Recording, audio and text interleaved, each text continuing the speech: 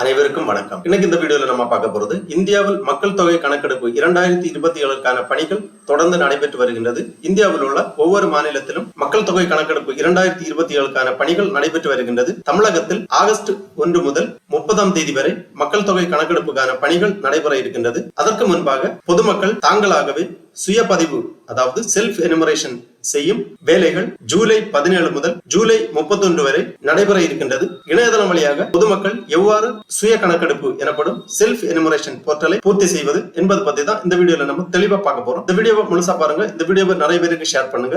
மனித சேவை channel subscribe பண்ணாதவங்க சப்ஸ்கிரைப் பண்ணி பெல் ஐகானை பிரஸ் பண்ணுங்க. இந்தியாவில் மக்கள் தொகை கணக்கெடுப்பு 2027க்கான பணிகள் ஒவ்வொரு மாநிலத்திலும் நடைபெற்று வருகின்றது. தமிழகத்தில் ஆகஸ்ட் 1 முதல் 30ஆம் தேதி வரை மக்கள் தொகை கணக்கெடுப்புக்கான பணிகள் நடைபெற இருக்கின்றது.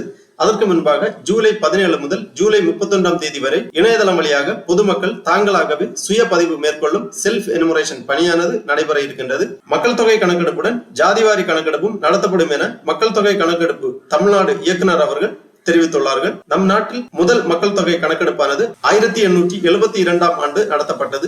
அதன் பிறகு நாடு முழுவதும் 1881ஆம் ஆண்டு கணக்கெடுப்பு நடத்தப்பட்டது. கடைசியாக கடந்த 2011ஆம் ஆண்டு மக்கள் தொகை கணக்கெடுப்பு நடத்தப்பட்டது. அதன் தொடர்ச்சியாக 2021ஆம் ஆண்டு கணக்கெடுப்பு நடத்த ஆயத்த பணிகள் மேற்கொள்ளப்பட்டன. ஆனால் கொரோனா பரவல் காரணமாக அந்த பணிகள் ரத்து செய்யப்பட்டது. இந்நிலையில் 16 ஆண்டுகளுக்கு பின் அடுத்த ஆண்டு அதாவது 2027ஆம் ஆண்டு மக்கள் தொகை கணக்கெடுப்பு நடைபெற உள்ளது. முதல் முறையாக டிஜிட்டல் வழியாக நடத்தப்படும் மக்கள் தொகை கணக்கெடுப்பானது வீடுகள் கணக்கெடுப்பு மற்றும் மக்கள் தொகை கணக்கெடுப்பு என 2 கட்டங்களாக நடத்தப்படும். அந்த வகையில் வரும் ஆகஸ்ட் 1 முதல் 30ஆம் தேதி வரை வசிக்கும் வீடு பற்றிய விவரங்களை சேகரிக்கும் பட்டியல் மற்றும் வீடுகள் எத்தனை என்ற கணக்கெடுப்பு பணி நடக்கும். அதன் முன்பு சுய கணக்கெடுப்பு பணி 17/7/2026 முதல் தொடங்கப்படுகின்றது. பொதுமக்கள் www.se.census.gov.in என்ற இணையதளத்தில் தங்களின் சுய விவரங்களை பதிவேற்றம் செய்யலாம். 16 மொழிகளில் பதிவேற்றம் செய்ய வசதிகள் ஏற்படுத்தப்பட்டுள்ளது. இந்த பணிகள் வரும் 31ஆம் தேதி வரை நடைபெற இருக்கின்றது. சுய பதிவேற்றத்துக்கு பின் ஒரு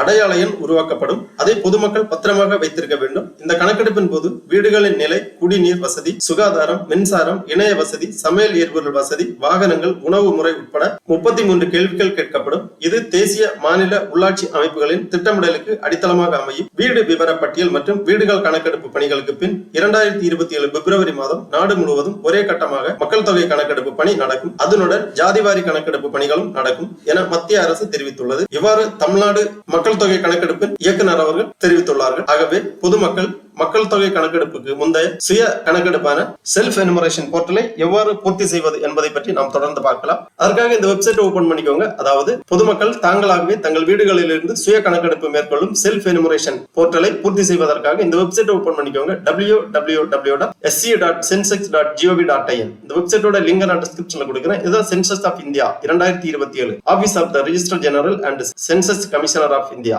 மினிஸ்ட்ரி ஆஃப் ஹோம் அஃபேர்ஸ் அதிகாரப்பூர்வ இணையதளம். இந்த இணையதளத்தில் தான் மக்கள் தொகை கணக்கெடுப்பு பற்றிய சுய கணக்கெடுப்பை பொதுமக்கள் தங்கள் வீடுகளில் இருந்து செய்யலாம். இந்த வெப்சைட் ஓபன் பண்ணீங்கன்னா இங்க சென்சஸ் பீரியட் கொடுத்திருப்பாங்க, census questions, tutorial video, user guide போன்ற அனைத்து தகவல்களுமே கொடுக்கப்பட்டுள்ளது. Self enumeration home list operation பதிவு செய்வதற்காக இங்கே கொடுத்திருக்காங்க. செல்ஃப் எனுமரேஷன் HLO லாகின் அந்த மாதிரி கொடுக்கப்பட்டுள்ளது. இதுல உங்க ஸ்டேட் அல்லது யூனியன் டெரிட்டரி செலக்ட் பண்ண வேண்டும். அதன் பிறகு இந்த கேப்சாவை இங்க என்டர் பண்ணி நீங்க வெரிஃபை பண்ணீங்கன்னா இந்த மாதிரி ஒரு வெல்கம் ஸ்கிரீன் ஓபன் ஆகும். இதுல கொடுத்திருப்பாங்க welcome to self enumeration portal for house listing operation HLO phase of census 2027. Through this portal you may provide information for HLO pertaining to your household. It will take around 15 to 20 minutes to complete the process. After confirmation and submission, you will be provided a self-enumeration ID, SCID, through SMS and email if provided. When the census enumerator visit your house, please share the SCID with her or him to facilitate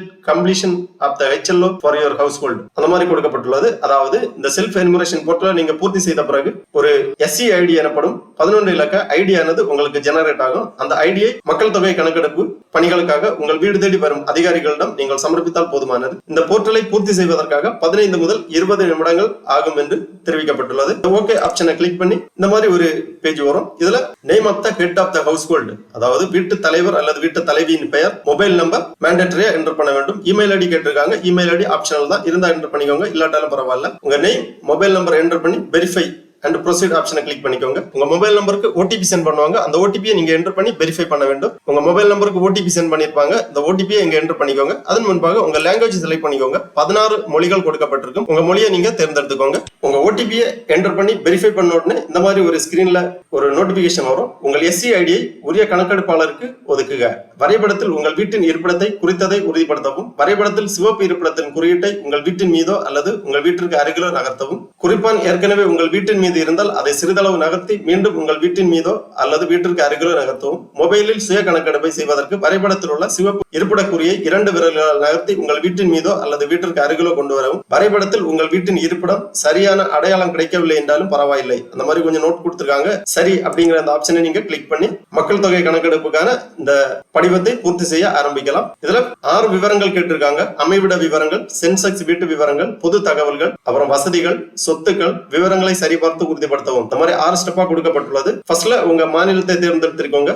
அதன் பிறகு மாவட்டம் select பண்ணிக்கோங்க. அப்புறமா அஞ்சல் குறியீட்டு எண் enter பண்ணிக்கோங்க. அதன் பிறகு இந்த மேப்ல உங்க இடத்தை, அதாவது உங்க வீட்டை நீங்கள் தேட வேண்டும். அதற்காக முக்கிய நில அடையாளத்தை உள்ளிடுவோம் அப்படிங்கிற ஆப்ஷன்ல உங்க இடத்தின் பெயர் என்டர் பண்ணிக்கோங்க. இடத்தின் பெயர் நீங்க என்டர் பண்ணீங்கன்னா இந்த மாதிரி கொஞ்சம் ஆப்ஷன்ஸ் கொடுத்திருப்பாங்க. இதுல அக்குரேட்டா உங்க இடத்தை நீங்கள் தேர்ந்தெடுத்துக்கோங்க. அதன் பிறகு தேட அப்படிங்கிற இந்த ஆப்ஷன்ல நீங்க கிளிக் பண்ணீங்கன்னா மேப்ல இந்த மாதிரி நகர்த்தி உங்க வீட்டின் அருகே இந்த பாயிண்ட் வர மாதிரி மார்க் பண்ணிக்கோங்க. அதன் பிறகு உங்கள் வசிப்பிடத்தின் அமைவிடம் இங்க செலக்ட் ஆயிடுச்சு. அமைவிடத்தை உறுதிப்படுத்தவும் அப்படிங்கிற இந்த ஆப்ஷன்ல கிளிக் பண்ணிக்கோங்க.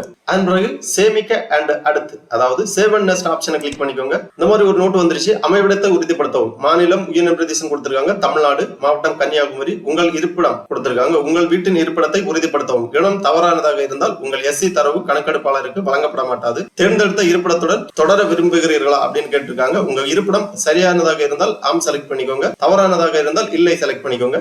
அமைவிடம் நீங்க செலக்ட் பண்ண உடனே ஃபர்ஸ்ட் ஸ்டெப்ல டிக் வந்துருச்சு. அதன் பிறகு அடுத்த ஸ்டெப், செகண்ட் ஸ்டெப் நீங்க பூர்த்தி செய்ய வேண்டும். சென்செக்ஸ் வீட்டு விவரங்கள், அதாவது மக்கள் தொகை கணக்கெடுப்பு வீட்டு விவரங்கள் கேட்டிருக்காங்க. ஒரு கட்டிடம் முழுவதுமோ அல்லது கட்டிடத்தின் ஒரு பகுதியோ அல்லது அங்கீகரிக்கப்பட்ட தனித்து இயங்கக்கூடிய ஒரு பகுதியோ சாலை அல்லது பொது தாழ்வாரம் அல்லது படிக்கட்டு ஆகியவற்றிலிருந்து தனியானதொரு பிரதான நுழைவு வாயிலை கொண்டிருந்தால் அது சென்செக்ஸ் வீடு என்று சொல்லப்படும். அடுத்ததாக சென்செக்ஸ் வீட்டின் தரையின் பிரதான கட்டுமான பொருள், அப்புறமா சென்செக்ஸ் வீட்டு சுவரின் பிரதான கட்டுமான பொருள், சென்செக்ஸ் வீட்டு கூரையின் பிரதான கட்டுமான பொருள், சென்செக்ஸ் வீட்டு நிலைமை, அந்த மாதிரி வீட்டு விவரங்கள் கேட்டிருக்காங்க. எல்லாமே பார்த்து புரிந்து கொண்டு அதன் பிறகு பூர்த்தி செய்து கொள்ளுங்கள். எல்லா தகவல்களுமே பூர்த்தி செய்த பிறகு சேமிக்க அண்ட் அடுத்து, அதாவது சேவ் அண்ட் நெக்ஸ்ட் ஆப்ஷனை கிளிக் பண்ணிக்கோங்க. நீங்கள் தொடர விரும்புகிறீர்களா ஆம் டிக் பண்ணிக்கோங்க. அதன் பிறகு அடுத்த ஸ்டெப் கேட்டிருக்காங்க. பொது தகவல்கள், குடும்பத்துடன் தொடர்புடைய தகவல்கள் கேட்டிருக்காங்க.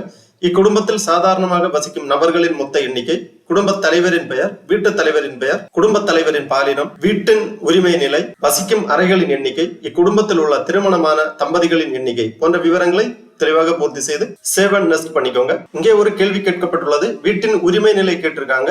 சொந்த வீடாக இருந்தால் சொந்தம் எழுதிக்கோங்க. வாடகை வீடு ஆனால் சொந்த வீடு உள்ளது, வாடகை வீடு ஆனால் சொந்த வீடு இல்லை, மற்றவை. நீங்கள் வசிக்கும் வீட்டின் நிலைமை குறித்து தான் இங்கே பூர்த்தி செய்ய வேண்டும். வாடகை வீடாக இருந்தால் வாடகை வீடு ஆனால் சொந்த வீடு இல்லை என்பதை பூர்த்தி செய்ய வேண்டும். வாடகை வீட்டின் நிலைமை விவரங்களை தான் இங்கே பூர்த்தி செய்ய வேண்டும். அப்புறமா வசிக்கும் அறைகளின் எண்ணிக்கை கேட்டிருக்காங்க. இக்குடும்பத்தில் உள்ள திருமணமான தம்பதிகளின் எண்ணிக்கை போன்ற விவரங்களை தெளிவாக பூர்த்தி செய்து சேமிக்க அண்ட் நெக்ஸ்ட் ஆப்ஷனை கிளிக் பண்ணிக்கோங்க.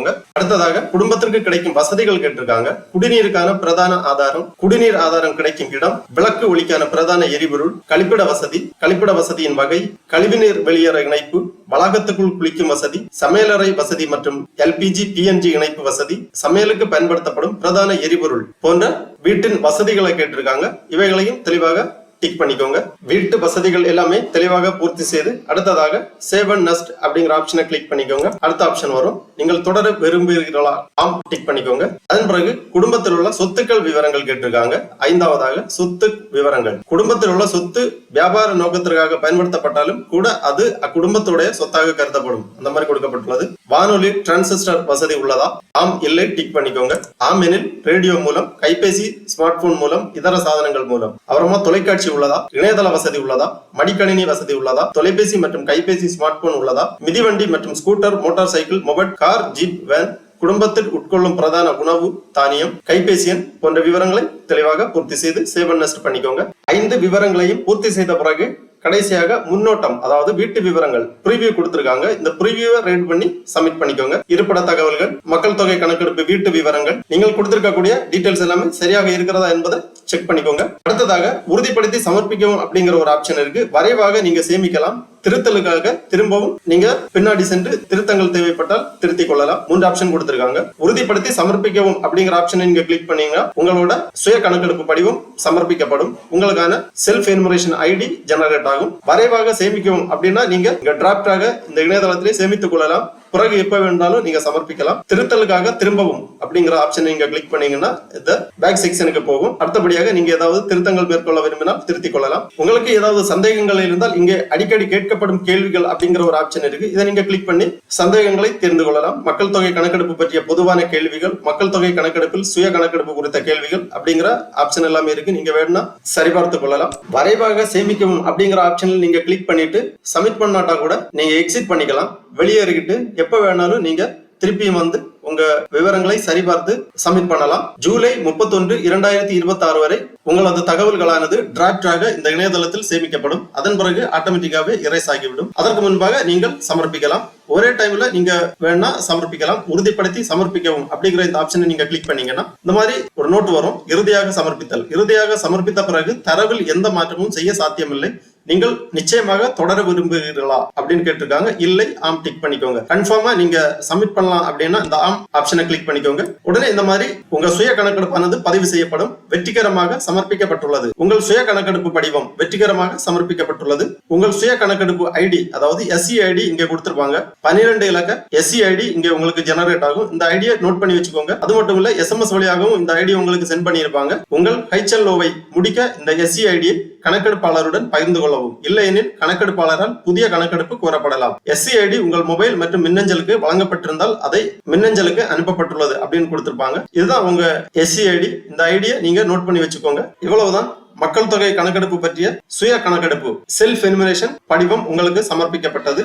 எளிய முறையில் வீட்டிலிருந்து உங்கள் மொபைல் மூலமாகவோ அல்லது கணினி வாயிலாகவோ மக்கள் தொகை கணக்கெடுப்பு பற்றிய செல்ஃப் எனுமரேஷன் படிவத்தை நீங்கள் பூர்த்தி செய்யலாம். மிகவும் எளிய முறையில் நீங்கள் பூர்த்தி செய்யலாம். நீங்கள் இவ்வாறு சுய கணக்கெடுப்பு செய்யவில்லை என்றால் மக்கள் தொகை கணக்கெடுப்பு அதிகாரிகள் உங்கள் வீடு தேடி வரும் பொழுது ஒவ்வொரு கேள்விகளாக நீங்கள் பதிலளிக்க வேண்டியிருக்கும். நேரத்தை மிச்சமாக்க இவ்வாறு உங்கள் வீடுகளில் இருந்து சுய கணக்கெடுப்பு படிவத்தை பூர்த்தி செய்யுமாறு கேட்டுக்கொள்ளப்படுகிறார்கள். ஓகே நண்பர்களே, இந்த வீடியோ உங்களுக்கு உபயோகமா இருந்துச்சுன்னா லைக் பண்ணுங்க, ஷேர் பண்ணுங்க. மனித சேவை சேனலை சப்ஸ்கிரைப் பண்ணாதவங்க சப்ஸ்கிரைப் பண்ணி பெல் ஐகானை பிரஸ் பண்ணுங்க. அனைவருக்கும் நன்றி, வணக்கம்.